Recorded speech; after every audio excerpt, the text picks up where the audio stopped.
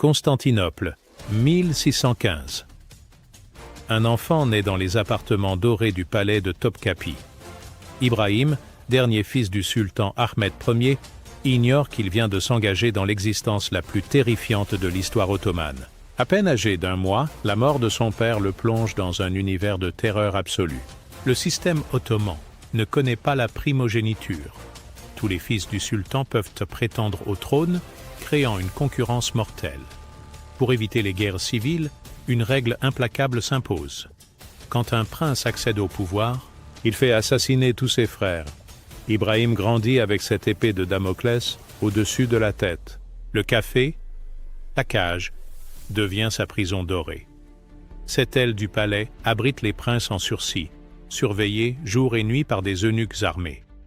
Aucune fenêtre ne donne sur l'extérieur. Les murs épais étouffent les cris. Dans ce labyrinthe de couloirs sombres, Ibrahim apprend que la vie ne tient qu'à un fil. Son frère Mourad IV monte sur le trône en 1623. Dès son accession, il commence l'élimination systématique de ses rivaux. Sulayman, l'aîné, disparaît en silence. Qasim suit quelques mois plus tard. Les muets du sérail, bourreau traditionnel de la famille royale, accomplissent leur besogne avec le cordon de soie. Ibrahim entend leurs pas dans les couloirs, guette le moment où ils viendront pour lui. Les années passent dans cette attente morbide. Ibrahim développe des obsessions étranges. Il compte les briques du mur de sa cellule, mémorise les motifs des tapis, nourrit les poissons d'un bassin avec des pièces d'or. Cette dernière manie révèle sa psychologie déformée. Il croit que l'argent peut acheter la protection divine. Mourad IV, souverain impitoyable, règne d'une main de fer. Il restaure l'autorité ottomane, remporte des victoires militaires, redresse les finances. Mais sa cruauté dépasse l'entendement. Il exécute ses propres vizirs pour un regard de travers, fait décapiter des passants qui l'irritent. Cette violence quotidienne nourrit la terreur d'Ibrahim. En 1640, Mourad IV tombe malade. Sur son lit de mort, il ordonne une dernière exécution, celle d'Ibrahim. Mais leur mère, Kösem Sultan, s'interpose. Cette femme d'origine grecque, ancienne esclave devenue sultane, refuse de voir son dernier fils vivant assassiné. Elle convainc Mourad agonisant qu'Ibrahim, manifestement dérangé, ne représente aucun danger. Kösem Sultan calcule froidement. Un sultan faible lui permettra de gouverner dans l'ombre. Elle a déjà exercé le pouvoir pendant la minorité de Mourad, et cette perspective l'enchante. Ibrahim, traumatisé par 25 ans de captivité, lui semble le candidat idéal pour ce rôle de pantin. Quand la délégation vient annoncer à Ibrahim sa nomination, elle trouve une porte barricadée. Le nouveau sultan, terrorisé, refuse d'ouvrir. Il croit à un piège, une ruse pour l'attirer dehors et l'exécuter. Les dignitaires doivent amener la dépouille de Mourad IV pour le convaincre. Même alors, Ibrahim sort tremblant, incapable de croire à sa survie. Cette peur viscérale de la mort marquera tout son règne. Ibrahim ne fait confiance à personne, soupçonne tous ses entourages de comploter contre lui. Cette paranoïa, née dans les geôles dorées du Cafès, transformera le sultan le plus puissant du monde en un monstre sanguinaire. Libéré après un quart de siècle d'enfermement, Ibrahim découvre un monde qui lui était interdit. Le pouvoir absolu, les richesses infinies, mais surtout l'accès illimité aux femmes. Cette liberté soudaine déclenche une frénésie sexuelle qui choque même les habitués des excès ottomans. Kösem Sultan organise méthodiquement la débauche de son fils. Elle comprend qu'un sultan occupé par ses plaisirs la laissera gouverner tranquillement. Parcourant personnellement les marchés aux esclaves, elle sélectionne les plus belles captives pour alimenter le harem impérial. Circassiennes aux yeux verts, géorgiennes à la peau nacrée, hongroises aux cheveux dorés, affluent vers le palais. Ibrahim développe rapidement des goûts singuliers. Contrairement à ses prédécesseurs qui préféraient les beautés élancées, il manifeste une obsession pour les femmes corpulentes. Plus elles sont rondes, plus elles l'attirent. Shivekar, surnommée la plus grosse femme de Constantinople, devient sa favorite absolue. Cette préférence révèle une psychologie perturbée par l'isolement. Le harem impérial explose littéralement. D'ordinaire, un sultan entretenait une cinquantaine de concubines. Ibrahim en accumule 280, chiffre jamais atteint dans l'histoire ottomane. Ce nombre démentiel pèse lourdement sur le trésor impérial. Chaque femme coûte une fortune en nourriture, vêtements, bijoux, parfums. Les orgies organisées par Ibrahim défient l'imagination. Il fait installer des miroirs sur tous les murs d'une salle, créant un labyrinthe de reflets infinis. Dans ce décor irréel, il organise des chasses où les concubines deviennent des juments et lui les talons. Ces séances durent des heures, alimentées par des aphrodisiaques orientaux. Une concubine lui raconte l'histoire d'un roi de Zibline, déclenchant une nouvelle obsession. Ibrahim ordonne que l'on rase tous les animaux à fourrure de l'Empire pour satisfaire cette lubie. Des salles entières du palais sont tapissées de peaux précieuses. L'odeur musquée devient suffocante. Il oblige même ses chats domestiques à porter des manteaux de fourrure. Cette fascination pour les textures touche également ses vêtements. Ibrahim fait tisser des robes incrustées de diamants, porte des turbans ornés de plumes d'autruche. Sa barbe elle-même est parsemée de pierres précieuses. Les ambassadeurs étrangers, reçus en audience, décrivent un personnage sortant d'un conte des 1001 nuits. L'ambre devient une autre fixation. Ibrahim fait badigeonner tous les meubles du palais avec cette résine odorante. Les vapeurs, connues pour leurs propriétés hallucinogènes, créent une atmosphère permanente d'étourdissement. Cette ambiance irréelle nourrit ses fantasmes et aggrave sa déconnexion avec la réalité. Les eunuques, gardiens traditionnels du harem, perdent tout contrôle. Corrompus par les largesses d'Ibrahim, ils ferment les yeux sur les excès les plus scandaleux. Le protocole séculaire s'effondre. Les concubines se promènent librement dans le palais, organisant leurs propres intrigues, créant un chaos permanent. Cette explosion hédoniste masque une souffrance profonde. Ibrahim tente de rattraper 25 ans de privation en quelques mois. Chaque plaisir nouveau devient une addiction. Il ne peut plus s'arrêter, prisonnier de ses propres désirs. Cette fuite en avant le mène inexorablement vers la catastrophe. Les appétits d'Ibrahim débordent rapidement des limites du palais. Ses 300 concubines ne suffisent plus à satisfaire ses pulsions. Il commence à chasser dans les rues de Constantinople, transformant sa capitale en terrain de prédation sexuelle. Aucune femme n'est à l'abri de ses caprices. Des agents secrets, surnommés les rabatteurs du sultan, parcourent la ville. Ils repèrent les beautés dans les marchés, les bains publics, les cérémonies religieuses. Une fois la proie identifiée, l'enlèvement suit rapidement. Ces rapts se déroulent en plein jour, sans discrétion, montrant le mépris total d'Ibrahim pour les lois. L'affaire qui scandalise le plus l'Empire implique la fille du grand moufti. Cette jeune fille, pure selon les critères islamiques, représente tout ce que les croyants vénèrent. Ibrahim l'aperçoit lors d'une fête religieuse et décide immédiatement de la posséder. Son rang de plus haute autorité religieuse ne protège pas le grand moufti. L'enlèvement se déroule selon un scénario rodé. Les hommes d'Ibrahim cernent la maison familiale, neutralisent les gardes, arrachent la jeune fille à ses parents. Amenée au palais, elle subit les violences du sultan pendant plusieurs jours. Quand Ibrahim s'en lasse, il la renvoie chez elle, souillée et brisée. Cette profanation provoque une onde de choc dans l'Empire. Le grand moufti, homme pieux respecté de tous, voit sa famille déshonorée publiquement. Il ne peut protester ouvertement contre le sultan, mais cette humiliation allume une haine vengeresse. Il commencera secrètement à organiser la résistance religieuse. Les enlèvements se multiplient avec une logique industrielle. Ibrahim établit des quotas, 10 nouvelles femmes par semaine minimum. Ces rabatteurs ratissent méthodiquement les quartiers de Constantinople. Épouses de marchands, filles d'artisans, même des mendiantes sont capturées pour alimenter la machine sexuelle du sultan. Les familles développent des stratégies de survie. Certaines cachent leurs filles dans des caves, d'autres les marient précipitamment à des hommes âgés. Les plus riches les envoient dans des provinces éloignées. Constantinople se vide progressivement de ces jeunes femmes, créant un déséquilibre démographique inquiétant. Ibrahim pousse l'audace jusqu'à s'attaquer aux épouses de ses propres dignitaires. La femme d'un pacha, celle d'un vizir, personne n'échappe à ses convoitises. Chaque femme capturée représente une victoire sur la société, une affirmation de son pouvoir total. Cette logique morbide transforme la sexualité en instrument de terreur politique. Paradoxalement, plus Ibrahim accumule les conquêtes féminines, plus sa paranoïa grandit.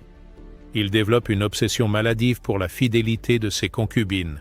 Cette crainte irrationnelle le pousse à surveiller constamment son harem, créant une atmosphère de suspicion permanente qui empoisonne le palais. Les eunuques noirs, gardiens traditionnels du harem, voient leurs effectifs décuplés.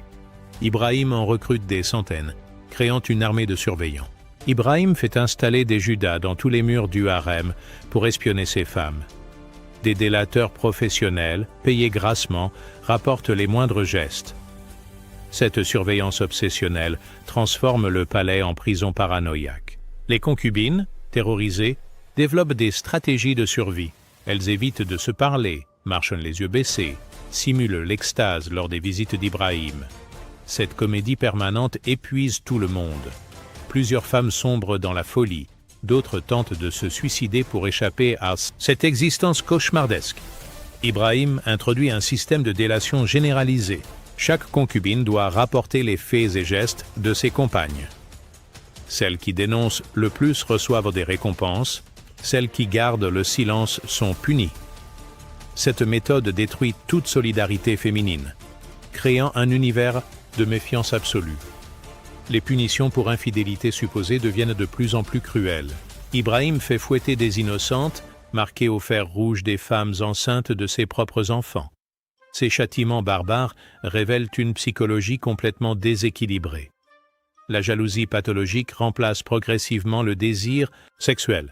Une concubine géorgienne, Zafir, tombe enceinte alors qu'Ibrahim était en campagne militaire. Cette grossesse, mathématiquement impossible, déclenche une enquête impitoyable. Zafir, torturée pendant des jours, refuse d'avouer une infidélité qu'elle n'a pas commise. Ibrahim ordonne finalement sa noyade dans le Bosphore. Mais un eunuque, ému par l'innocence de la jeune femme, la cache dans sa propre maison. Zafir accouche en secret d'un fils. Quand Ibrahim découvre cette désobéissance, il fait exécuter l'eunuque et exile Zafir en Égypte. Le navire qui l'emmène est attaqué par des pirates. L'enfant survit miraculeusement et est recueilli à Malte, mais Zafir disparaît à jamais.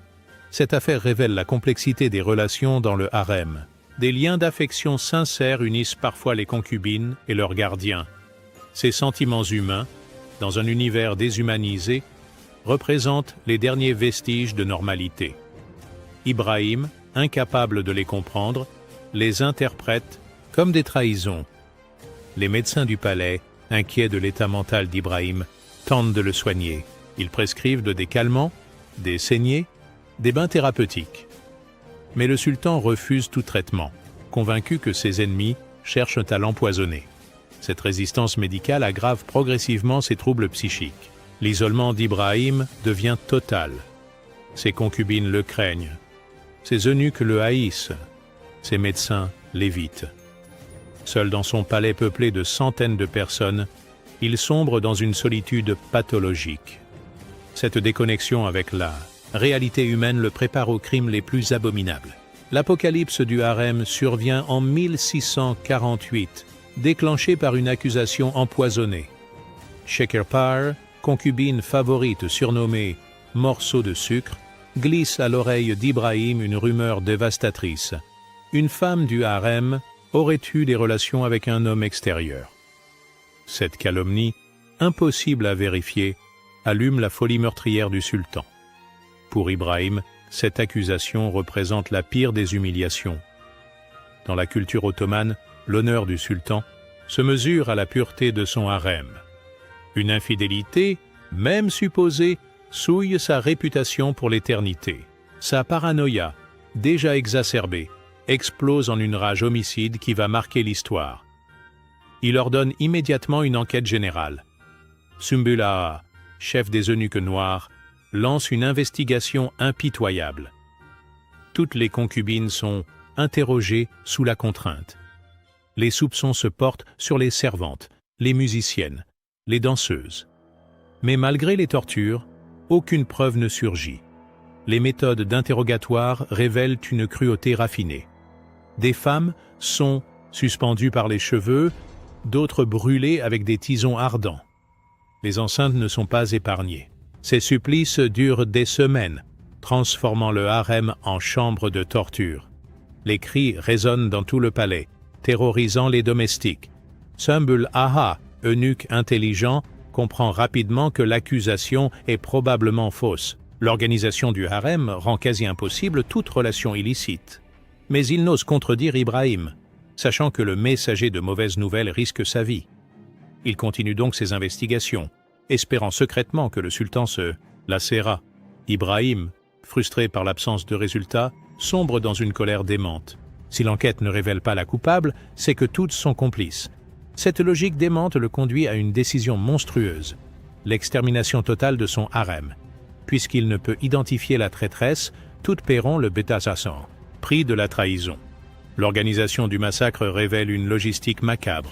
Ibrahim convoque ses bourreaux les plus expérimentés. Ces hommes, spécialisés dans les exécutions discrètes, reçoivent des instructions précises. Aucune femme ne doit survivre. Les corps doivent disparaître sans laisser de traces. Le secret absolu s'impose. Les bourreaux travaillent méthodiquement. Ils rassemblent les 280 concubines dans la grande cour du harem. Ces femmes, terrorisées, ne comprennent pas ce qui leur arrive. Certaines sont des mères d'enfants du sultan. D'autres portent ses futurs héritiers. Beaucoup ne sont que des adolescentes arrivées récemment au palais. Chaque femme est ligotée dans un sac de toile grossière. Des pierres lourdes sont cousues dans le tissu pour assurer la coulée. Cette méthode, traditionnellement utilisée pour les exécutions secrètes, permet de faire disparaître les preuves. Les bourreaux travaillent en silence, accomplissant leurs tâches avec un professionnalisme glaçant. Les sacs sont chargés sur des barges spéciales, conçues pour les transports discrets. Ces embarcations, aux coques renforcées, peuvent supporter le poids de centaines de corps. Elles quittent le palais de nuit, glissant silencieusement sur les eaux noires du Bosphore. Au milieu du détroit, là où les courants sont les plus forts, les bourreaux accomplissent leur sinistre besogne. Un soin par un, les sacs sont jetés à l'eau. Les femmes, encore vivantes, coulent immédiatement. Leurs cris étouffés se perdent dans le bruit des vagues. En quelques heures, 280 vies s'éteignent dans les profondeurs glacées. Miraculeusement, une seule échappe au massacre. Son sac, mal cousu, se déchire pendant la chute. Elle parvient à se libérer et remonte à la surface. Épuisée, elle dérive pendant des heures avant qu'un navire marchand français ne la repêche. Cette survivante, dont le nom reste inconnu, témoignera plus tard de l'horreur vécue. Le lendemain, Ibrahim inspecte son harem vide. Les appartements silencieux, les jardins déserts, les bassins immobiles témoignent de l'ampleur du carnage. Loin de ressentir des remords, il éprouve une satisfaction morbide. Il a lavé son honneur dans le sang, restauré sa virilité par le meurtre. Cette réaction révèle une psychologie définitivement détraquée. Pendant qu'Ibrahim satisfait ses pulsions meurtrières, l'Empire ottoman s'effondre sous son incompétence. Les 8 années de son règne transforment la première puissance mondiale en un colosse aux pieds d'argile. Cette décadence foudroyante révèle la fragilité des structures impériales face à l'incurie d'un seul homme. Le trésor impérial, accumulé pendant des siècles, s'évapore en quelques années. Les caprices d'Ibrahim coûtent des fortunes astronomiques. Quand il marie sa concubine, Teli Haseki, il fait recouvrir entièrement le palais d'Ibrahim Pacha, de Zibelline et d'Hermine. Cette seule fantaisie coûte l'équivalent de 2 campagnes militaires. Les nominations d'Ibrahim révèlent son détachement total des réalités. Il confie le gouvernement de Damas, poste stratégique crucial, à une de ses favorites. Cette femme, totalement ignare en politique, ruine la province en quelques mois. Sa gestion catastrophique déclenche des révoltes qui nécessitent une intervention militaire coûteuse. Les vizirs compétents, écœurés par cette situation, démissionnent ou sont limogés. Ibrahim les remplace par des courtisans serviles qui flattent ses manies. Ces hommes, uniquement soucieux de leur survie, pilent méthodiquement l'administration. La corruption, endémique, gangrène toutes les structures étatiques. Sur le plan militaire, la situation devient catastrophique. Ibrahim lance une guerre contre Venise sans préparation adéquate. Cette décision, prise sur un coup de tête, mobilise des ressources considérables. Les généraux, nommés selon leur flatterie plutôt que leurs compétences, accumulent les défaites humiliantes. La flotte ottomane, jadis terreur de la Méditerranée, croupit dans les ports. Les navires, mal entretenus, tombent en ruine. Les marins, impayés depuis des mois, désertent massivement. Cette négligence permet aux Vénitiens de prendre l'initiative maritime. Ils établissent un blocus des Dardanelles qui étrangle Constantinople. Les conséquences de ce blocus se font rapidement sentir. Constantinople, ville de plusieurs centaines de milliers d'habitants, dépend entièrement des approvisionnements extérieurs. Le blé de la mer Noire, les épices d'Orient, les produits manufacturés d'Europe cessent d'arriver. Les prix explosent, la famine menace. Ibrahim, indifférent à ces problèmes, continue ses dépenses somptuaires. Il fait construire des pavillons de plaisance dans les îles des Princes, aménage des jardins parfumés à l'ambre, commande des robes incrustées de diamants. Cette prodigalité, face à la misère populaire, attise les ressentiments. Les impôts, déjà écrasants, augmentent encore pour financer ces folies. Des taxes nouvelles frappent tous les secteurs, commerce, artisanat, agriculture. Les percepteurs, corrompus, prélèvent des sommes supérieures aux barèmes officiels. Cette pression fiscale ruine les classes moyennes et affame les plus pauvres. Les provinces périphériques, excédées par cette exploitation, commencent à se révolter. L'Anatolie, berceau de l'Empire, connaît des soulèvements paysans. Les Balkans, mal contrôlés, voient ressurgir les brigandages. L'autorité centrale s'effrite progressivement, créant un vide politique dangereux. Les janissaires, élite militaire de l'Empire, perdent leur discipline légendaire. Privés de soldes régulières, ils se transforment en bandes armées incontrôlables. Ces soldats, professionnels, habitués à la victoire, supportent mal les défaites répétées. Leur morale s'effondre, leur fidélité vacille. L'administration provinciale s'effondre également. Les gouverneurs, nommés contre espèces sonnantes, pillent leur territoire avant d'être remplacés. Cette instabilité permanente empêche toute politique cohérente. Les provinces les plus riches se vident, leur population fuyant vers des régions plus sûres. Cette désintégration générale révèle la fragilité des empires autocratiques. Quand le sommet pourrit, la gangrène se propage rapidement à l'ensemble du corps social. L'Empire ottoman, construction politique admirable, ne résiste pas à la folie de son dirigeant. L'année 1648 voit exploser la rage populaire accumulée pendant 8 ans. Les habitants de Constantinople, épuisés par la famine et les taxes, descendent dans les rues. Cette révolte, spontanée et violente, révèle l'effondrement total de l'autorité sultanienne. Pour la première fois de son histoire, l'Empire ottoman vacille sous la pression de ses propres sujets. Le déclencheur immédiat de cette explosion est la mort du grand vizir Ahmed Pacha. Cet homme, surnommé plus tard Esarpar, 1000 morceaux, cristallise toutes les haines populaires. Sa corruption est hontée, ses enrichissements scandaleux, ses taxes arbitraires en font le symbole parfait des excès du régime. Ahmed Pacha pousse l'arrogance jusqu'à organiser des fêtes somptueuses en pleine famine. Son palais, illuminé, toute la nuit, nargue la misère environnante. Ses banquets, où coule le vin et les sorbets, insultent les affamés qui mendient dans les rues. Cette provocation délibérée prépare sa perte. Le 8 août 1648, une foule immense se rassemble spontanément devant le palais du grand vizir. Ces gens, poussés par le désespoir, n'ont plus rien à perdre. Artisans ruinés, marchands spoliés, mendiants squelettiques, se mélangent dans une même colère. Leur nombre grossit rapidement, alimenté par des années de frustration. L'Ezghi, porte du palais, rapidement forcée, ne résiste pas à cette marée humaine. Ahmed Pacha, réveillé par le tumulte, tente de fuir par les jardins. Mais la foule a cerné sa demeure. Rattrapé près du bassin aux carpes, il subit un lynchage d'une sauvagerie inouïe. Ce qui suit dépasse les pires cauchemars. La foule, rendue folle par des années d'oppression, se déchaîne sur le corps du grand vizir. Il est d'abord roué de coups, puis piétiné, puis littéralement démembré. Chaque manifestant veut porter un coup à celui qui symbolise ses souffrances. Les bourreaux improvisés rivalisent de cruauté. Ils lui arrachent les yeux, lui coupent les oreilles, lui brisent les membres un par un. Cette boucherie collective dure des heures, alimentée par une haine viscérale. Les femmes, d'ordinaire, plus modérées, participent avec autant de férocité que les hommes. Les morceaux du grand vizir sont ensuite promenés dans Constantinople sur des pics.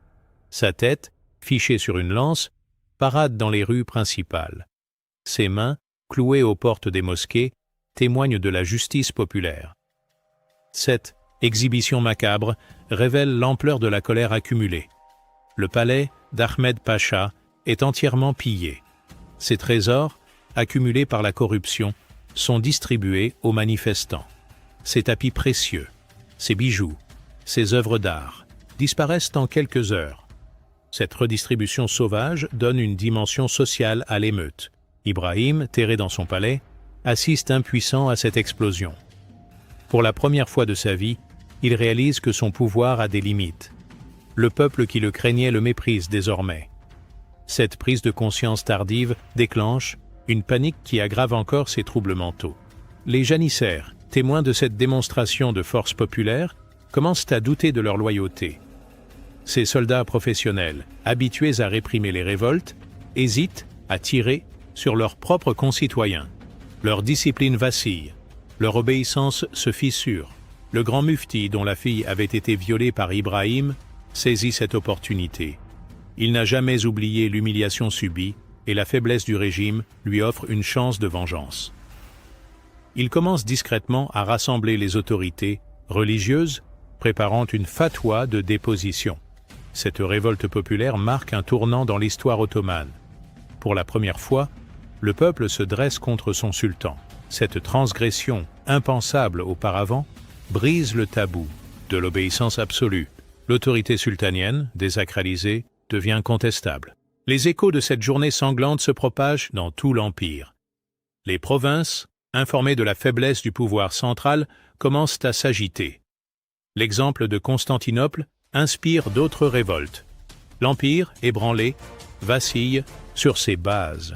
Face à cette crise majeure, les derniers soutiens d'Ibrahim l'abandonnent. Sa propre mère, Kösem Sultan, comprend que son fils est devenu un danger mortel pour la dynastie. Cette femme, qui l'avait protégé pendant des décennies, prend la décision la plus déchirante de sa vie, sacrifier Ibrahim pour sauver l'Empire.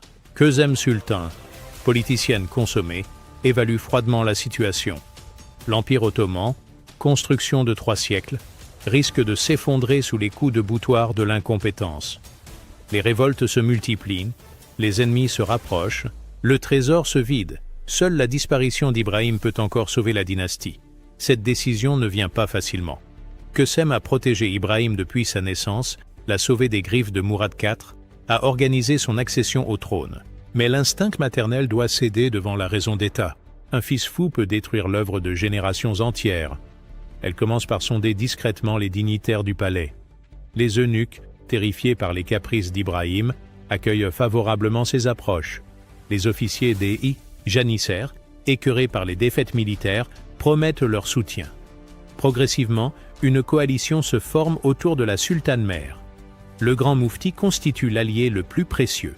Cet homme, dont la fille avait été violée, par Ibrahim nourrit une haine implacable envers le sultan. Sa caution religieuse donnera une légitimité juridique au coup d'État.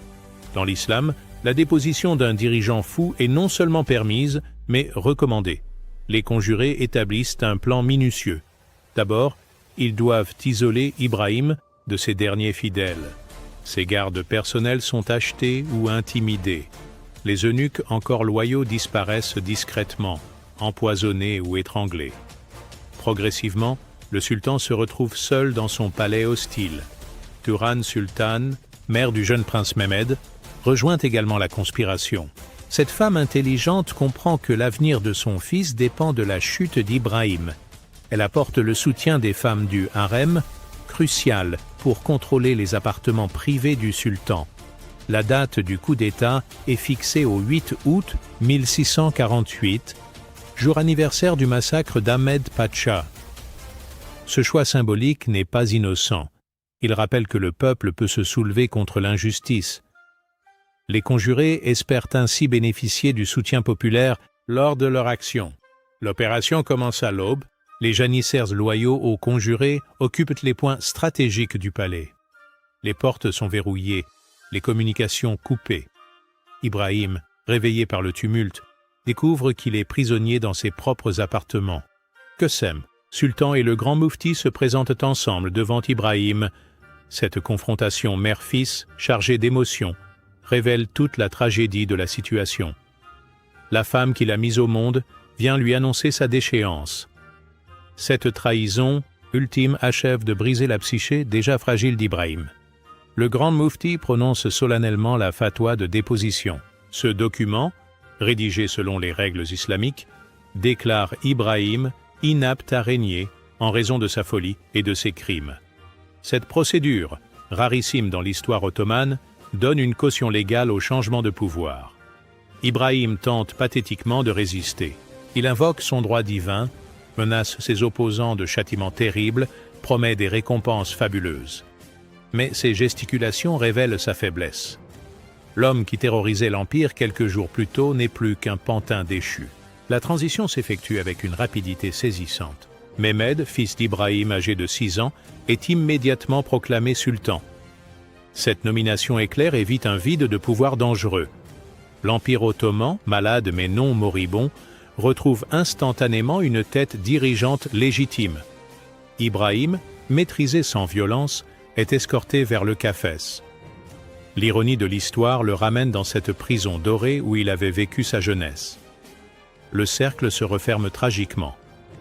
Parti du Cafès pour devenir sultan, il y retourne pour mourir. Dans le Cafès, Ibrahim sombre définitivement dans la démence. Privé de son pouvoir, de son harem, de ses plaisirs, il ne supporte pas cette chute brutale. L'homme qui commandait à des millions de sujets se retrouve seul dans une cellule, gardé par des eunuques qu'il a jadis terrorisés. Les premières heures de captivité révèlent l'ampleur de son effondrement psychologique. Ibrahim refuse de croire à sa déposition, continue à donner des ordres à des serviteurs imaginaires. Il réclame ses concubines mortes, demande ses vêtements brodés de diamants et exige qu'on lui amène le grand vizir qu'il vient de faire exécuter. Cette déconnexion totale avec la réalité inquiète même ses geôliers.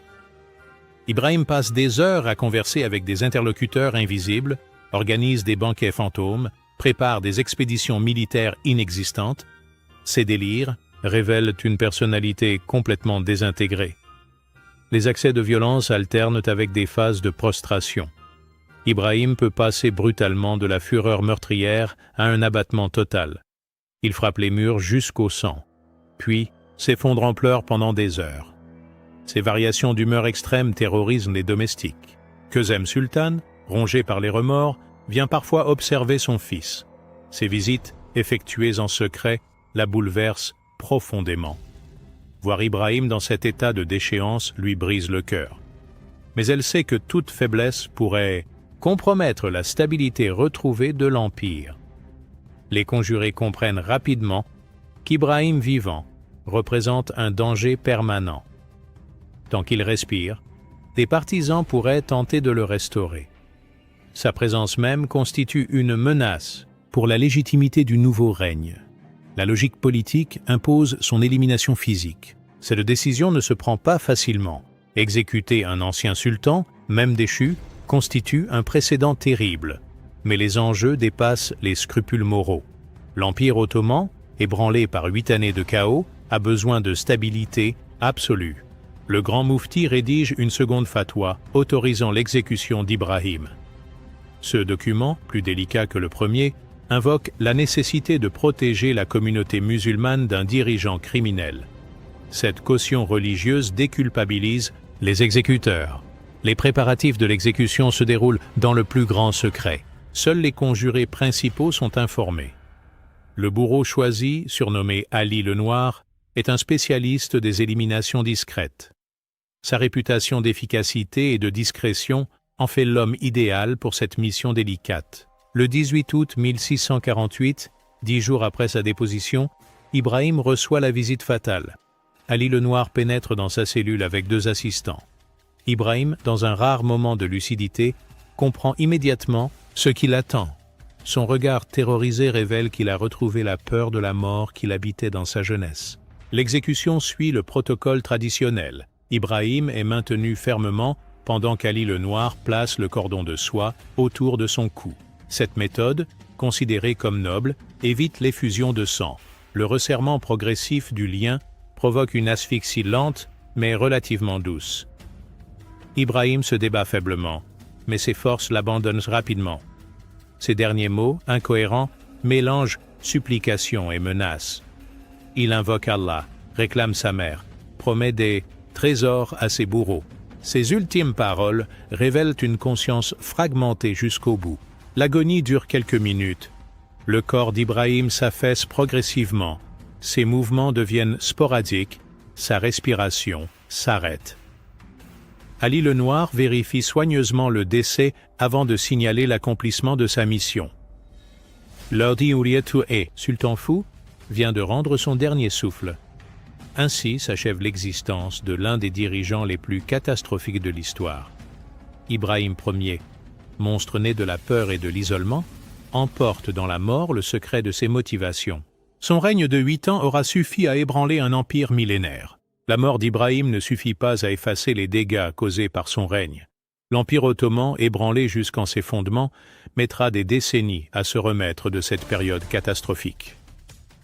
Les cicatrices laissées par le sultan fou marquent durablement l'histoire de cette civilisation. Le nouveau sultan, Mehmed Kara, n'est qu'un enfant de 6 ans.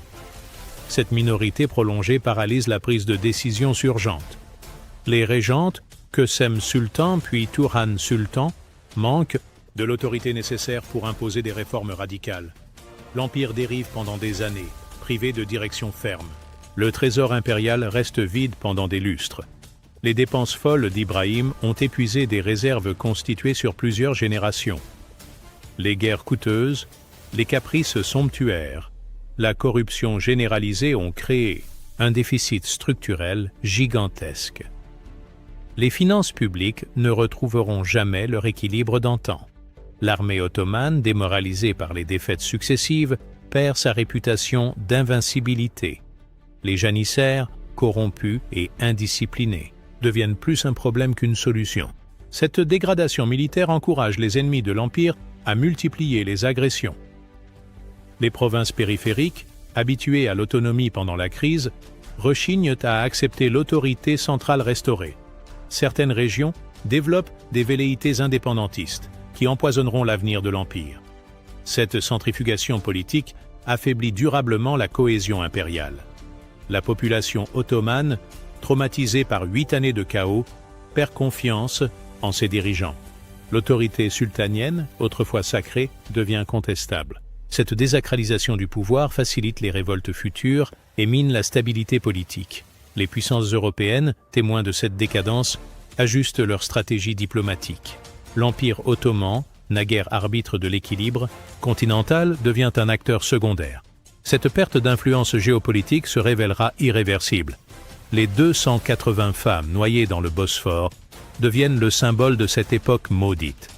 Leur mort, absurde et cruelle, illustre parfaitement la folie destructrice d'Ibrahim. Ces victimes innocentes hantent la mémoire collective ottomane pendant des générations.